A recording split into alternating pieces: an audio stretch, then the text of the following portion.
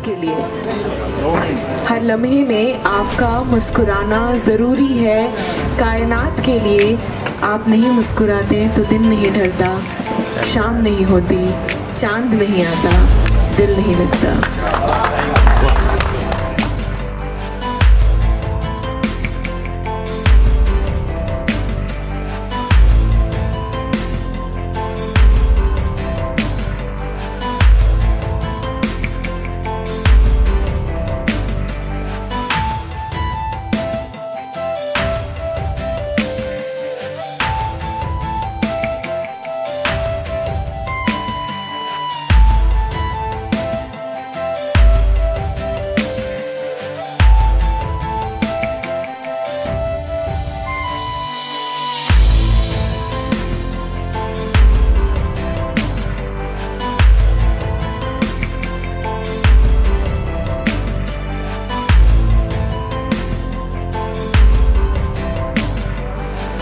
What have you to say about this thing? ये किस तरह से एक्चुअली कंसीव किया और कितना वक्त लग गया और ये क्या खास है मुख्तसर ख्याल में?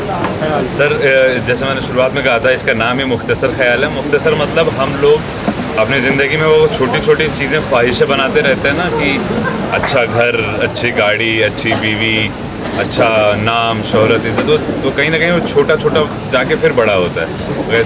तो उसी हिसाब से ये पोइट्री की जो किताब है, इसका नाम मुख्तसर ख्याल है। इसमें अंदाज शायद छोटे छोटे हैं, बट बहुत सारे फीलिंग्स, बहुत लोगों की फीलिंग्स है। ज़रूरी नहीं है कि सिर्फ मेरी ही हैं। इसमें कई ऐसी भी चीज़ें हैं जो मैंने, बहुत ज़्यादा चीज़ें इनफैक्ट ऐसी हैं जो मैंने दूसरों को देख के, दूसरों को समझ के, दोस्त हो गए, काम करने के लिए हाथ हो गए, उनको देख के, समझ के, वो लिखने की कोशिश की है। खुश हूँ कि फाइनली बुक छप के, बहुत सालों से लिख रहा हूँ। ऐसा कोई एजेंडा नहीं था कि कभी ना कभी बुक पब्लिश होगी। जो मेरी टीम, जैसे मैंने शुरुआत में कहा कि स्पेशली शाजी का इसमें बहुत बड़ा एफर्ट रहा है कि आपकी बुक आए, वो लगी रही बातें करना बहुत सारे पब्लिकेशन हाउसेस से, उसको कल्टिवेट करके एक जगह पे लाना was a good process. We enjoyed it and वही है कि अब आप लोग पढ़िए, बताइए कि क्या अच्छा लगा, क्या बुरा लगा, क्या बेहतर कर सकते हैं। तो इंशाल्लाह अगली किताब जब भी लिखूँगा, अगर लिख पाया तो उसमें वो सारी चीज़ें को रेक्टिफाई करके फिर लिखेंगे। सर एक इंस्पिरेशन, जो जैसे आपने कहा कि एक आम आदमी या हमारी जो रोज़मर्रा की ज़िंदगी होती है, जहाँ तक मैं समझ रहा हूँ, उस चीज़ को, छोटी छोटी चीज़ को लेके, पर फिर भी कोई इंस्पिरेशन रहा होगा, या फिर आपने जो आसपास लोगों को देखा उससे आपने इंस्पायर होकर लाइक सर मैं रिटायर्ड फौजी हूँ। I have retired from Indian army as captain. So उसमें क्या होता है ना, उसमें आप बहुत सारे इमोशन वहाँ देखते हो जहाँ कोई देख नहीं पाता, क्योंकि जब आप वॉर जोन पे होते हो या एक बटालियन के साथ होते हो ना, तो आपके साथ 400-500 लोग जो आप कर रहे हो वो भी कर रहे हैं। लेकिन उसमें डिफरेंस ये होता था कि उसका तरीका और मेरे तरीके में या हम लोगों के तरीके में कई दफ़ा फ़र्क आता। वो फ़र्क क्यों आता था? वो कई लोग अपने घर से बहुत ज़्यादा खुश रहते थे, कई लोग शायद नाराज़ रहते थे, कभी कोई अपनी गर्लफ्रेंड बॉयफ्रेंड वाली फीलिंग से नाराज़ होता था। तो बहुत सारे इमोशंस, जब आप रात को बैठते हो ना खाना खाने, फ़ौजियों का एक होता है कि एक लंबी सी टेबल लगती है जहाँ 150 लोग एक साथ बैठ के वही रोटी, दाल और सब्ज़ी खा रहे हैं। उस वक्त बहुत सारे आप इमोशंस देखते हो कि किसी को खाना पसंद नहीं आ रहा है लेकिन खा रहा है। उसकी ज़िम्मेदारी वो खाना नहीं है, उसकी ज़िम्मेदारी उसकी फैमिली नहीं है, उसकी ज़िम्मेदारी उस वक्त वो नेशन है। तो ये एक अलग फीलिंग होती है, जो एक मेरी शेर में लिखा भी हुआ है कि मैं शायद अभी भूल रहा हूँ कि अभी बीच में आपने जब देखा था पुलवामा वगैरह में अटैक हुए थे, तो बहुत सारे हमारे फौजी भाई उसमें शहीद हुए थे। तो उस पर लिखा था कि सरकार को या लोगों को लगता है कि किसी की बस नौकरी चली गई, क्या नौकरी दे दी जाएगी।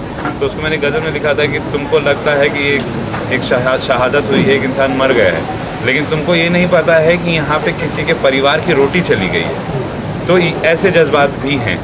फिर उसमें बहुत सारे फिल्मी तरीके की भी चीज़ें हैं, जैसे मेरे फेवरेट सिंगर हैं रफ़ी साहब, मैंने उनके ऊपर एक गज़ल लिखी हुई है। बहुत अलग अलग इमोशंस हैं। मैं हर जगह जहाँ से सीख सकता हूँ, सीख के लिखने की कोशिश करिए। तो ये अमैलगमेशन है सर। मतलब ऑल इमोशंस आर देयर, मतलब it can be Joy, sadness, सब कुछ है। Yes absolutely. मतलब आप हंसेंगे भी, आप रोएंगे भी, गुस्सा भी आएगा, क्योंकि मैं तंज ज़्यादा लिखता हूँ। जैसे अभी आकांक्षा ने शुरुआत में बताया था कि मेरा एक शेर था कि तुम्हारे दो शब्दों के बीच का मौन हूँ मैं, दोबारा मत पूछना कौन हूँ मैं। तो एक तंज है, अकड़ है, वो फौजी हूँ है, पठान हूँ है, लेकिन हाँ वो हर जगह ज़रूरी नहीं है कि मैं उसको दिखाता फिरूँ। जहाँ ज़रूरी है वहाँ तो नहीं हुआ रियल लाइफ में, जहाँ ज़रूरत पड़े वहीं पे, वरना मैं कोशिश करता हूँ ऐसे दोस्तों से सीखने की कि कितना ज़्यादा झुक के रहा जाए तो सब कुछ आराम से इत्मीनान से चल जाएगा। सजद भाई, आप क्या कहना चाहोगे राशिद भाई के बारे में? What are your best wishes to him? कितने सालों से आप उनको जानते हो? जी, एक बात है, जब हम पहले मुलाकात की थी, मतलब वो जूम से मुलाकात की, हाँ, आपको याद है? मतलब एक आर्मी के साथ मैं बात कर रहा था तो मैं इतना ये इसका जो इमोशनल पार्ट है वो तो मैंने देखा ही नहीं। जो जब हम उससे बाद ज़्यादा मुलाकात की तो फनी पार्ट मेरे लिए ये था कि ये आर्मी में था बंदा और इतना स्ट्रॉन्ग भी लग रहे हैं, फिर भी बहुत ही इमोशनल है। और एक चीज़ जो हम देख सकते हैं जब आपके ऑफिस में आते हैं, देखते हैं हम कि कितने लोग को आप हेल्प करते हो। राशिद सर, ये जानना चाहूँगा बहुत कोशिश कर रहे हैं, काफ़ी लोग टैलेंटेड होते हैं, लेकिन एक करेक्ट प्लेटफॉर्म मिलना या कितना कमर्शियल है ये मीडियम आपके समझ से आज के दौर में? भाई देखो, मेरे बाएं साइड में जो बैठा है ना, वो एक बहुत कमर्शियली सक्सेसफुल एक्टर है। तो आप उससे अंदाज़ा लगा सकते हो कि एक कमर्शियली सक्सेसफुल एक्टर जिसकी वो छाप इस इंडस्ट्री में बहुत बहुत स्ट्रांग है, अगर वो इंसान पोइट्री सुनने आया है तो कुछ ना कुछ तो होगा। और आप हर चीज़ को कमर्शियली नहीं आंक सकते।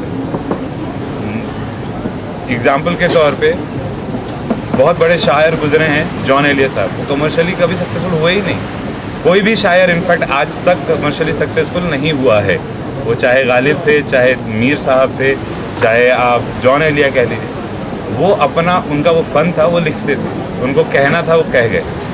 उनके जाने के 50-100 साल बाद एक बहुत अच्छे रैपर हैं और राइटर हैं, रफ्तार, उन्होंने जॉन एलिया साहब के बारे में जब फिल्म बन रही थी उस पर लिखा, उसमें एक लाइन थी कि मैंने तुमको सुना है, नहीं मंटो साहब के बारे में इनफैक्ट लिखा था कि मैंने बरसों सुना है तुमको मंटो, मैं तो बनना चाहूँ तुम सा। तब वो एक अलग दायरा है। तो ये कमर्शियली तो कहीं भी नहीं जाती भाई, ये कमर्शियली शायर नहीं होते।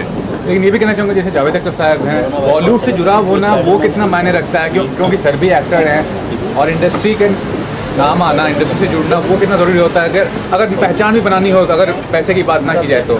सर देखिए, ना तो ये कमर्शियल एक्टर है मेरे लिए, ये मेरा दोस्त है। अगर मैं एक्टर को बुलाता तो शायद एटलीस्ट 30 तारीख को तो वो नहीं आता। आई एम 100% श्योर, बिकॉज मैं इस फ्रेटर्निटी में हूँ, तो 30 तारीख को नहीं आता अगर वो एक्टर होता। आई एम श्योर वो अपने क्राफ्ट के लिए बहुत अमेजिंग है, लेकिन वो यहाँ पे जिस वजह से है वो दोस्त की वजह से। और जिनका रेफरेंस सर आपने दिया है ना, वो पहले शायर, वो इतने बड़े शायर के बेटे हैं जावेद साहब, फिर उन्होंने कई बरसों तक पहले फिल्में लिखी, फिर वो गाने में। अगर आप सोचो कि अगर वही चीज़ होता तो सलीम साहब भी शायद गाने लिखते थे, उन्होंने नहीं चूज़ किया। तो शायरी शौक़ है, शायरी बिजनेस से प्रोफेशन नहीं हो सकता। लास्टली ये जानना चाहूँगी कि आम लोग की ज़िंदगी में कितना डिफरेंस लाता है, जैसे आप अपने ख्यालात को व्यक्त करते हैं किताब के माध्यम से या ऐसे, तो कितना ज़्यादा डिफरेंस ला सकता है एक आम आदमी की ज़िंदगी में शेर शायरी? सर ये तो देखिए वो इंसान पे डिपेंड करता है कि कौन सी चीज़ इंसान को कब भा जाए, वो फ़र्क नहीं पड़ता और बहुत ज़्यादा इम्पॉर्टेंट नहीं होता। इम्पॉर्टेंट ये होता है कि मैं भले इम्प्लीमेंट करूं या ना करूं उस शायरी को, उस शेर को, उस गज़ल को, क्या मैं उस फीलिंग को समझ पा रहा हूं। वो जो इंसान फीलिंग समझ लेगा ना, मेरे हिसाब से वही वो क्रक्स जिसको कहते हैं ना, एक उसके किसी चीज़ की अगर व्याख्या करनी हो तो उसका सारांश पढ़ लीजिए। तो सारांश अगर इंसान को समझ में आ जाए पोइट्री का, वही इनफ है सर। उससे ज़्यादा वो कितना अपनी लाइफ में इम्प्लीमेंट करे ना करे। आपकी गज़लें भी यहाँ गाई गई जी सर, उस बारे में बताइए। सर मेरी गज़ल तो मुझे पता नहीं था कि मैं गज़ल लिखता हूँ। वो तो शाहजी की मेहरबानी है कि शाहजी ने उसको कंपोज़ किया, उसको गाया। मुझे नहीं लगता था कि मैं लिख पाता हूँ ढंग का। वो मैं बहुत ओपनली और बहुत ओपन फोरम में कह रहा हूँ, शाहजी की बदौलत मुझे समझ में आया कि वो गज़ल है। मैं अपनी फीलिंग लिखता हूँ। जैसे मैंने शुरुआत में कहा था, मुनव्वर राना साहब का एक शेर है कि ना मैं चोटी बनाता हूँ ना कंघी बनाता हूँ, मैं आप बीती को जगबीती बनाता हूँ। तो मैंने वो जगबीती लिखी थी, उसने उसको गज़ल में ढाल दिया, उसने एक कॉम्पोजिशन बना दी उसकी। तो वो तो उसकी काबिलियत, मेरी कुछ नहीं है।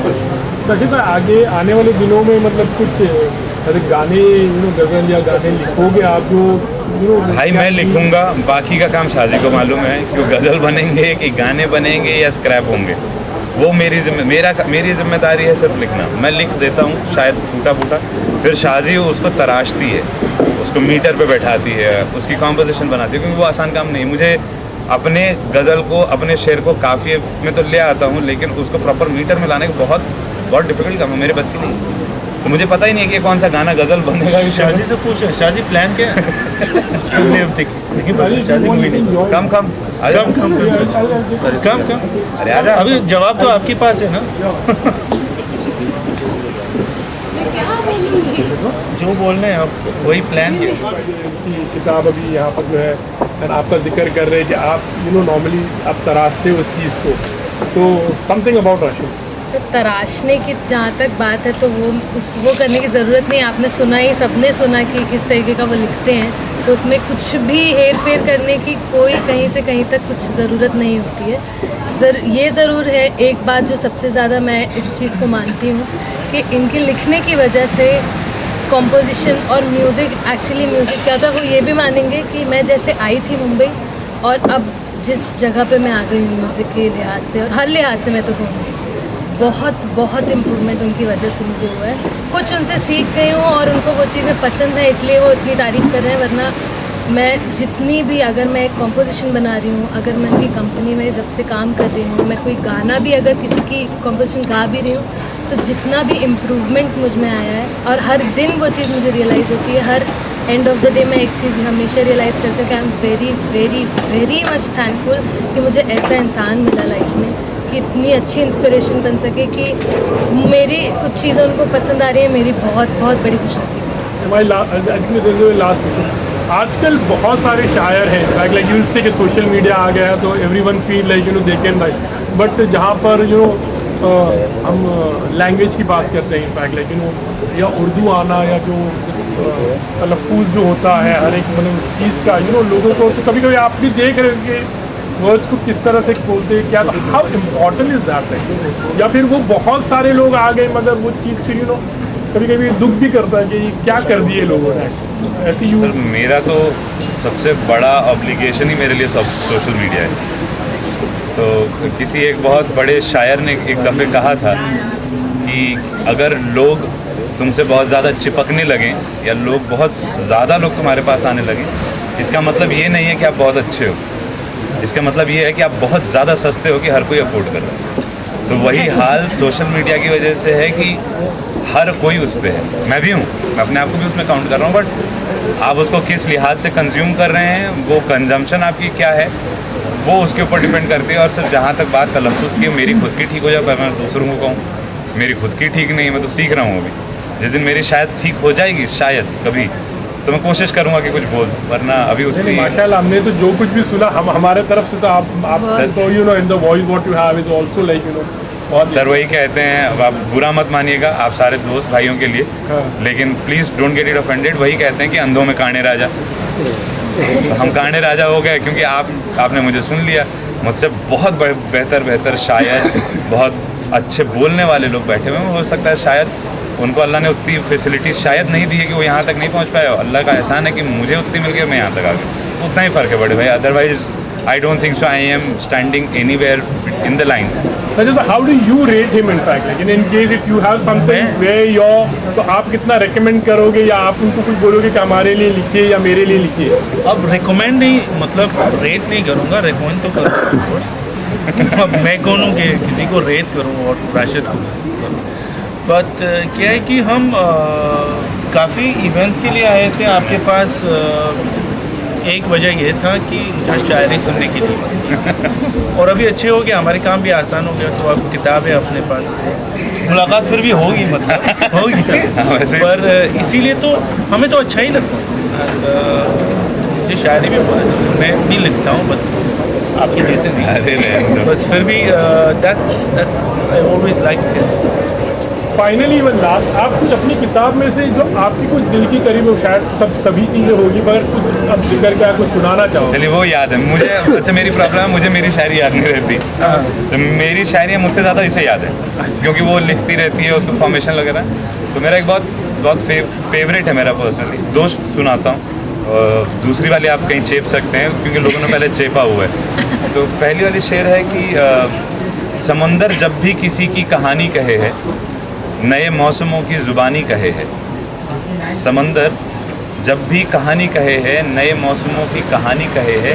आ चल तुझे ज़रा सा मीठा बना दूँ, आ चल तुझे ज़रा सा मीठा बना दूँ, समंदर से दरिया का पानी कहे है।